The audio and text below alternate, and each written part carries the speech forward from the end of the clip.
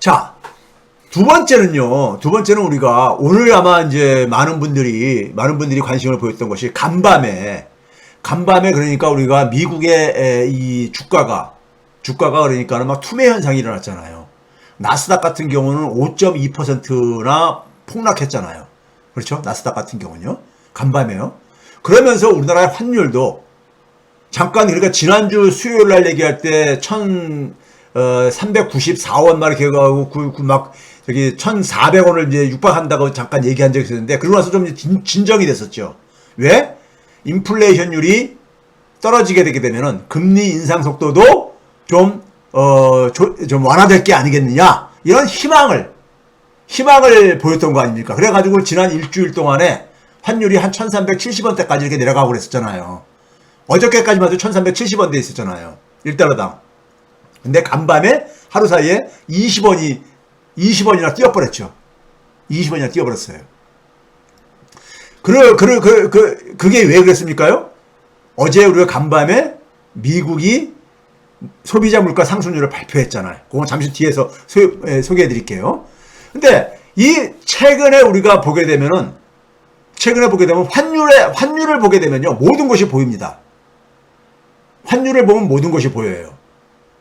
자, 우리가 자본주의 사회는요, 기본적으로 돈이 지배하는 사회잖아요. 솔직히요. 자본주의는요. 그렇죠? 근데 우리나라 환율이 굉장히 빠르게 올라가는 이유가 뭐죠? 빠르게 올라가는 이유가 뭐예요? 예? 우리나라가 그러니까는 금리를 그러니까 미국보다 안 올려가지고, 적게 올려가지고, 금리 역전이라든가, 아니면 무역수지 적자라든가. 근데 금리를 지금 막 이렇게 올리고 있는 이유는 왜 그런 거죠? 물가가 올라가서 그런 거잖아. 인플레이션이요. 근데 물가와 금리와 환율이 다 뭐예요? 돈의 가치입니다. 물가라는 게 뭐예요? 물가가 올라간다는 얘기는 뭡니까? 화폐 가치가 떨어진다는 얘기잖아요. 이게 돈의 가치입니다. 금리는 뭐예요? 금리는 뭡니까요? 돈을 사용한 것에 대해서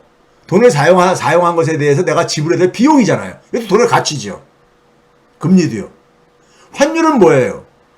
우리나라에 사용하는 통화의 화폐에 해외에서 어떻게 평가하느냐는 그 가치를 대외적인 우리나라 통화의 돈의 가치를 하자면서 이것도 돈의 가치잖아요. 물가, 금리, 환율은 다 돈의 가치입니다. 가치예요. 그래서 지금 우리가 환율이 이렇게 요동치는 이유는 인플레이션에서 시작된 거잖아요. 인플레이션에서요. 인플레이션이 생기면서 그러면서 금리를 올리기 시작했고 그래서 환율도 막 요동치고 그런 거 있는 거잖아요. 그래서 환율에 어떻게 보게 되면요. 모든 게 다 반영돼 있어요. 모든 게 반영돼 있습니다. 참고로 제가 이제 우리가 경제학 교과서에서 나와 있는 걸 보면 되게 이렇죠. 물가가 변하게 되면, 예를 들어서 물가가 올라가게 되면 어떻게 됩니까요?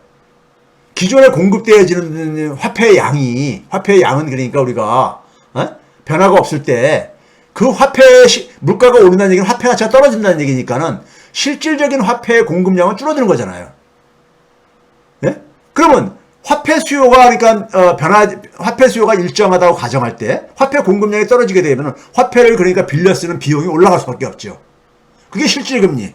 그러니까 일반적으로 사용하는 우리가 명목 금리에다가 인플레이션율을 뺀 것이 물가 상승률을 뺀 것이 실질금리인데 실질금리가 우리가 어떻게 되겠습니까? 올라갈 수밖에 없잖아요. 실질금리가 올라가게 되면은 우리나라 실질금리가 올라가게 되면 어떻게 되겠습니까? 예? 금리가 올라가게 되면은 돈이 우리나라로 들어올 게 아닙니까? 그러면 이제 우리가 달러의 가치가 떨어지게 되고 환율이 그러니까 우리가 하락할 게 아닙니까? 뭐 이런 식의 변화가 영향을 작동할 수 있는 이 메커니즘이 있듯이요.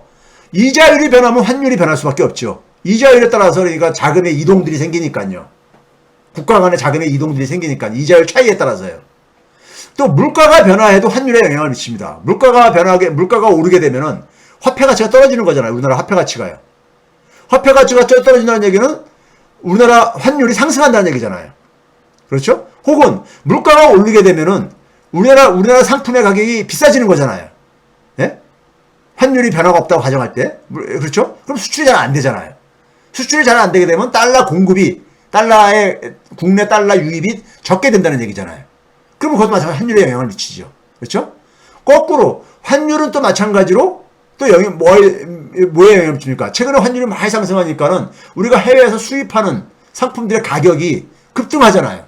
수입 물가에 영향을 미치죠. 수입 물가는 전체 물가의 한 부분을 또 차지하다 보니까는 물가를 또 끌어올리죠. 물가가 올라가게 되면 금리를 올릴 수밖에 없죠.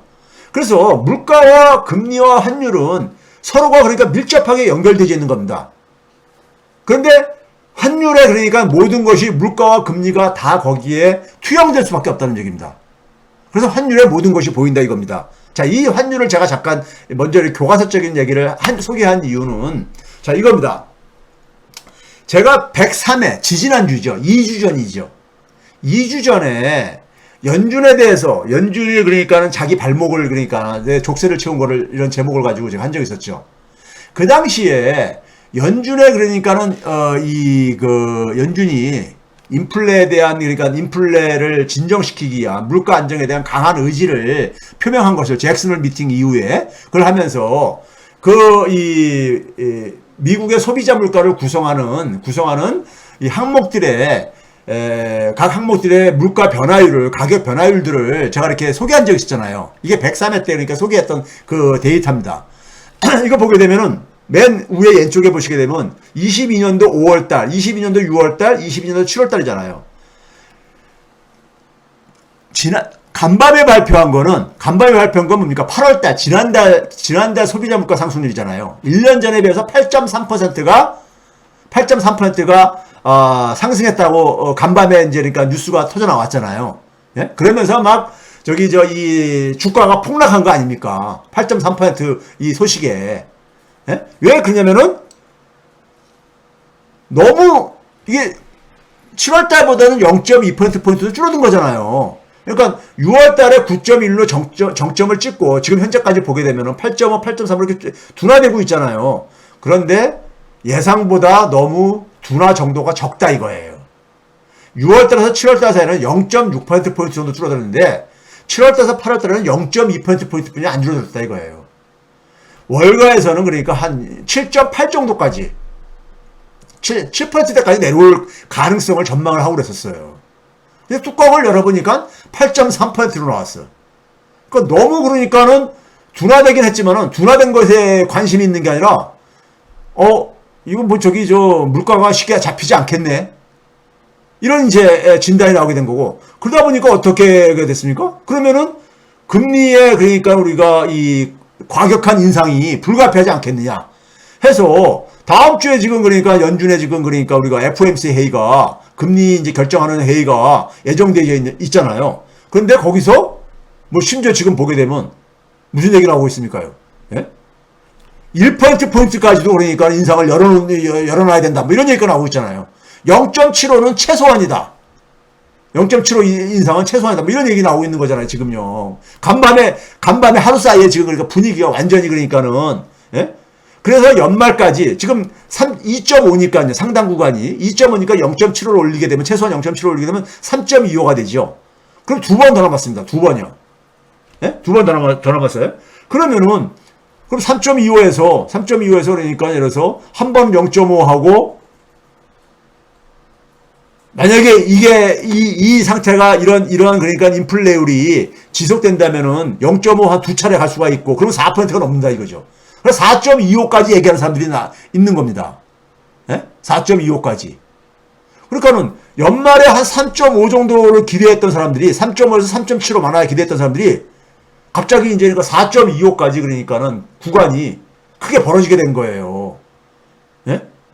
자, 그런데 제가 지난주에 얘기할 때 미국의 인플레율이 그러니까 쉽게 진정되기 힘들다는 얘기를 하면서 그때 뭘 얘기했습니까요? 자, 7월 달에 8.5%로 6월 달에 비해서 0.6%포인트가 줄어들었는데 줄어든 것을 견인한 것을 가만히 들여다보니까는 에너지 가격들이 이 하락이 석유 가격이나 이런 것들이 최근에 많이 둔화가 됐으니까요. 80달러대로 내려와 있으니까요. 그게 기여를 했을 뿐이지 나머지 부분들은 그러니까는 하락이 안 보이더라 이거예요. 하락이 안 보이잖아요. 그렇죠? 나머지 분야들은요. 예? 그렇죠? 거기다가 상단에 오른쪽에 파란색 박스로 해놓은 게 all items less food and energy. 이게 뭐냐면요. 소위 말해서 중앙은행들이 금리를 결정할 때 참고하는 핵심, 근원, 혹은 핵심 혹은 근원. 영어로는 코어라고 하는데요. 핵심 소비자 물가 상승률이에요. 근데 그게 안 떨어졌단 말이에요. 안 떨어졌어요. 5.9에서 5.9래요. 그러니까요. 그러니까 이거는 뭐냐면 석유라든가 에너지라든가 그러니까는 식량 가격은 제외하고, 예를 들면 그런 것들은 어떤 하나의 변동성이 크다 이거예요. 어떤 지정학적인 어떤 전쟁이 생긴다든가 무슨 뭐 산유 국가에서 그러니까 무슨 뭐 파업이 일어난다든가 하게 되면은 바로 석유가격이 급등하잖아요. 네? 일반 공장에서 생산하는 것들은 그렇게 변동성이 크지 않은데, 이런 것들은 그러니까는 뭐 그다음에 이제 가뭄이 굉장히 크게 들었다 하게 되면 식량 가격이 또 폭등하잖아요. 그러니까 이렇게 변동성이 큰 성격 때문에 이걸 제외하고 보는 것이 핵심 소비자 물가 상승률이죠. 파란색 박스를 해놓은 것이 이게 이제 떨어지지 않았다 이거죠. 그러니까 에너지 가격이 하락한 걸로 인해서 좀 이게 하락했을 뿐이다 이거죠. 그래서 다른 것들은 여전히 그러니까 심지어 상승한 것도 전기료도 올라갔고 서비스료도 올라가고 앉아있고 밑에 쪽 보시게 되면요. 그렇죠? 그래서 이 물가가 쉽게 그러니까 안정되는 굉장히 시간이 오래 걸릴 수밖에 없겠구나. 죄송합니다. 제가 비염이 있어가지고요. 그래서 안정되기 쉽지 않을 거다 같다 해서 연준이 그러니까는 강한 의지를 표명했다고 제가 얘기를 했었잖아요. 지지난주에요. 잭슨홀 미팅 이후에.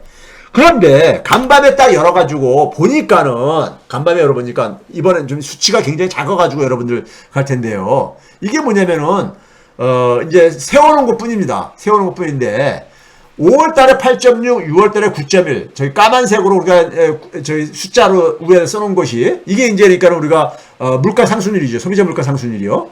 간밤에 발표한 게 8.3 맨 오른쪽에 있죠. 맨 오른쪽에 있어요. 근데 여기서 보게 되면요. 에너지 가격, 에너지 분야만 보게 되면은 여전히 마이너스 행진. 이게 전달 대비입니다. 앞에 달 대비해가지고. 마이너스 행진이 지속되고 있는 거예요. 예?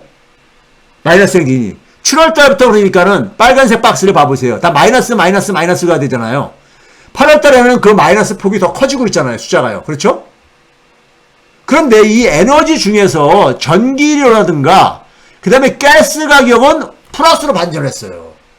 플러스 더 이제 증가가 되고 있어요.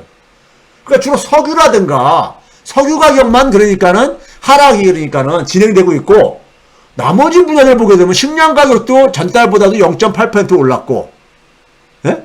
그리고 식량과 에너지 가격을 뺀 것도 0.6%포인트나 전년보다 올랐어요. 전달보다. 주거 비용도 전달보다 0.7%, 저 밑에서 두 번째 파란색 박스 보게 되면요. 쉘터 해가지고 나오죠. 그러니까 지금 에너지 가격만 떨어지고 있을 뿐이지 나머지 분야들은 보게 되면 계속 가격이 행진이 계속되고 있는 거예요. 그러니까 자연히 뭐냐면은 이게 소비자 물가 상승률이 둔화가 느리게 되는 수밖에 없는 거죠. 0.2번이 그러니까 안 떨어진 거죠. 예? 그러니까는 놀란 거죠. 굉장히 그러니까는 이게 당분간은 내년에도 한 7%대는 계속 이게 지속되는 게 아니냐. 물가 상승률이. 예? 그러면은 연준은 계속 금리를 인상할 수밖에 없지 않느냐. 이런 거죠. 이게 지금 뭐냐면요. 이런 겁니다. 연준이 타이밍을 놓친 거예요. 초창기에는 석유 가격이 딱 이걸 끌어올렸어요. 견인을 했어. 근데 그 당시에는 뒷짐지고 있었잖아. 이건 일시적인 현상이라고 생각하면서요. 원자재 가격이나 석유 가격이 가면서요. 일시적이라고 판단했던 거잖아요. 근데 석유나 에너지나 원자재가 끌어올린 것이 시간이 지나면서 어떻게 했습니까? 다른 물가에 영향을 미치는 거예요. 다른 물가들에. 예? 에너지는 예를 들면 모든 분야 다 사용하니까요. 다른 물가들에 영향을 미친 거야. 예? 그렇죠? 우리가 지금 뭐 외식 비용이 올라가고, 예? 장바구니 비용이 다 올라가고 하듯이요. 그러니까요. 그리고 인건비도 올라가고, 그러다 보니까 금리를 올리니까 렌트비도 올리잖아요. 월세도 올리잖아요. 그러니까 에너지 가격이 올라갈 때 초기에 이거를 잡았어야 되는 건데, 해결했어야 되는 건데, 이게 해결을 못하면서 다른 쪽으로 물가 인플레이션이 전념이 이제 불길이 막 번진 거예요, 지금요. 번지고 있다 보니까는 이 인플레이션 둔화가 느린 거예요. 예상보다. 예? 7월 달에는 굉장히 환호를 했죠. 9.1에서 8.5로 뚝 떨어지니까 0.6%로 뚝 떨어지니까는 이 8월 달에는 그러니까 7%까지 떨어지지 않겠는가? 예? 하고 그러다 보면 내년 같은 경우에는 그러니까 내년 적어도 하반기에는 그러니까 금리 인하도 가능하지 않겠느냐? 뭐 이런 식의 그러니까는 이 기대에 빠져 있다가 기대 빠져가지고 그러니까는 이 소위 말해가지고 주가도 막 올라가고 막 이제 그랬던 거 아닙니까? 그런데 뚜껑을 열어보니까는 예상보다 기대보다 너무 물가 이 인플레이션율이 둔화 속도가 너무 느린 거예요. 그 내용을 들여다보니까는 석유 가격만 빼놓고서는 여전히 계속해서 상승 행진이 지속되고 있는 거예요. 그 얘기는 뭡니까? 계속 불길이 계속 번지고 있는 중이라 이거죠. 그러면 연준 입장 속에서는 금리를 그러니까 이런 상황 속에서 이거 관련 어떻게 됩니까요? 금리 올려가지고 사람들 소비하는 걸 줄일 수밖에 없는 거잖아요. 연준이 할 수 있는 거라고는. 그러다 보니까는 주가가 폭락한 거예요. 폭락한 겁니다. 그런데 환율을 제가 벌였는데요. 재밌는 거는 제가 지난주에 제가 얘기했잖아요. 오늘 낮에까지 보게 되면은 일반 전문가라고 자처하는 사람들이 원화 가치가 그러니까 환율이 많이 떨어지다 보니까는 흔히 하는 얘기가 그렇다잖아요. 뭐 유로화도 파운드화도 엄청 떨어졌고 엔화는 물론일 뿐만 아니라 했는데 한국 같은 나라가 그러니까 이 원화 가치가 떨어지는 건 당연한 거 아니냐 이렇게 하면서 그랬는데 천만의 만만의 말씀입니다. 이게 G20 국가들이에요. G20이 소위 말해서 경제 규모가 큰 나라들이잖아요. 네? 상대적으로요. 그런데 경제 위기설을 겪고 있는 터키라든가 그러니까 우리가 아르헨티나 같은 나라를 빼놓고 보면은요. 나머지 나라들 보게 되면은 특히 우리하고 비교를 해야 되는 호주라든가 캐나다, 싱가포르 같은 경우 나라들 같은 경우는 환율이 안정적이잖아요. 안정적이에요. 인도네시아, 멕시코, 브라질, 러시아 이런 데들 다 봐보세요. 인도 이런 나라를 보시라고. 근데 한국이 오늘까지 보게 되면 연초 대비해서요. 마이너스 16.8%나 떨어진 거예요. 연초 1월 초 대비해서요. 근데 이게 뭡니까요? 엔화 다음으로 그러니까 굉장히 높은 하락률이에요. 엔화 다음으로요. 예? 지금 유로화가 지금 그러니까 유로화 출범 전으로 우리가 돌아갔다 했잖아요. 파운드화는 역사상 최저라 그랬잖아요. 근데 그보다도 더 떨어진 거야. 근데 이게 모든 나라가 그런 게 아니라 예? 경제 위기설을 겪는 나라를 빼놓고 보면 한국만이 이렇게 거의 유일하게 이렇게 혼자서 좀 떨어지고 앉아 있는 거예요. 근데 이걸 조금 더 자세히 들여다보면요. 화면이 꺼져 버렸습니다. 제작자한테 다시 복원 좀 부탁드릴게요.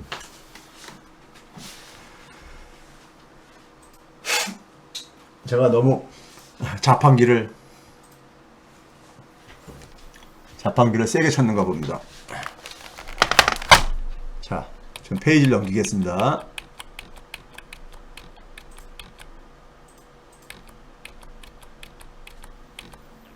자, 여기가 G20을 봤죠?